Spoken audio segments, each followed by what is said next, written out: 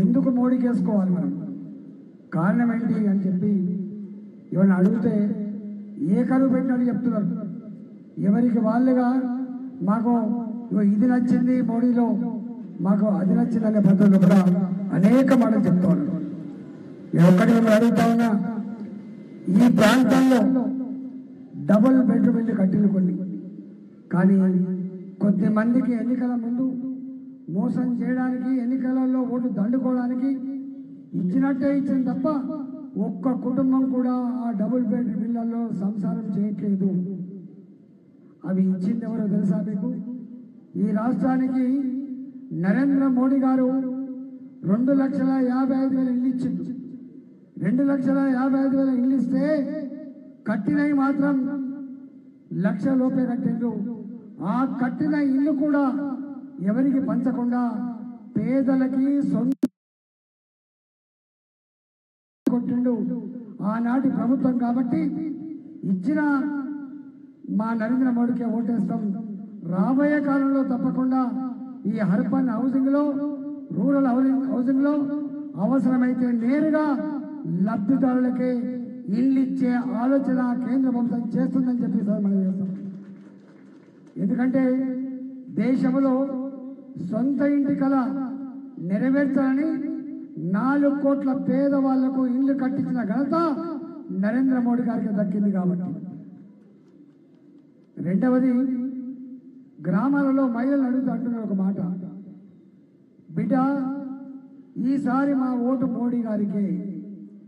ఎందుకు అని అడిగితే వాళ్ళు చెప్పిన కారణం ఏంటంటే 75 ఏళ్లలో అనేక మంది ప్రధానమంత్రులు అయినరు, అనేక మంది ముఖ్యమంత్రులు అయినరు, కానీ గ్రామాలలో ఒకప్పట్లాగా కంచెలు లేవు బిడ్డ, గుట్టలు లేవు, బాయి గడ్డలు లేవు, సాటు లేదు.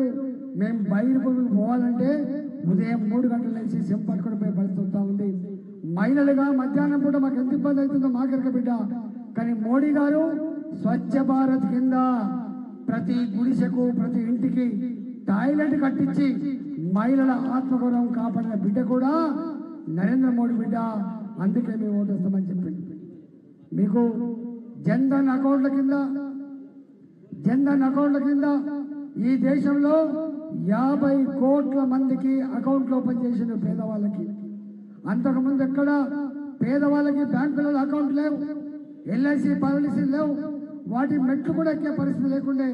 కానీ మోడీ గారు వచ్చిన తర్వాత 50 కోట్ల మందికి బ్యాంకుల ఖాతాలు ఓపెన్ చేస్తే ఇవాళ ఎక్కడికి పోయినా కూడా, ఏ చిన్న వ్యాపారం చేసుకోవాలన్నా కూడా వాళ్ళ దగ్గర డబ్బులు లేకపోతే ఇవాళ మన బ్యాంకులకు నేరుగా ఇవాళ పేటిఎం కార్డులు ఉన్నాయి. ఇంతకుముందు ఇవాళ ఫోన్ పేల ద్వారా డబ్బులు పేస్తున్న పరిస్థితి వచ్చింది బిడ్డ. చిల్లరక్కర్లేదు, ఇవాళ పైసలు పట్టుకపోవాల్సి అక్కర్లేదు, పైసలు మర్చిపోయిన అక్కర్లేదు. ఎవరు చదువు రాని వాళ్ళు కూడా కూరగాయలు అమ్ముకునే కాడ, పండ్లు అమ్ముకునే కాడ, చికెన్ కొనుక్కునే కాడ, చేపలు కొనుక్కునే కాడ ఎక్కడ పోయినా కూడా ఇవాళ సెల్ ఫోన్ల ద్వారా డబ్బులు పే చేసే పరిస్థితి వచ్చింది. డిజిటల్ పేమెంట్ చేసిన బిడ్డ, ఇది మాకు ఎంతో ఉపయోగపడుతుంది. అందుకే మోడీ గారి కొట్టేస్తాం బిడ్డ అంటారు.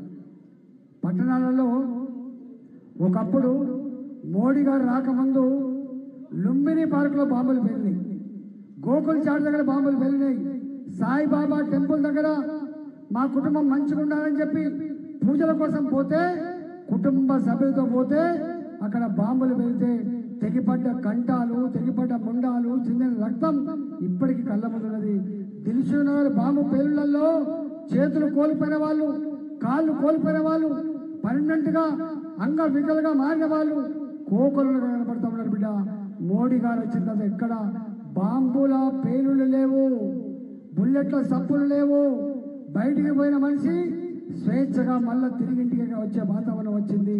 ఇవాళ ఏ షాపు పోయినా ఒకప్పుడు మెటల్ డిటెక్టర్లు పెట్టేది, సెక్యూరిటీ సిబ్బంది పెట్టుకునేది. ఇవాళ ఏ షాపు దగ్గర కూడా మెటల్ డిటెక్టర్లు లేవు, సిబ్బంది లేరని చెప్తున్నారు. అందుకే మోడీ గారు వస్తేనే మా ప్రాణాలకు రక్షణ, మోడీ గారు వస్తేనే టెర్రరిస్ట్ లేని దేశం ఉంటుంది, మోడీ గారు వస్తేనే రక్తం చిందదని చెప్పి ప్రజలు భావిస్తూ ఉన్నారు. కాబట్టి ఇవాళ మళ్ళీ మోడీ గారికి అందుకే ఇవాళ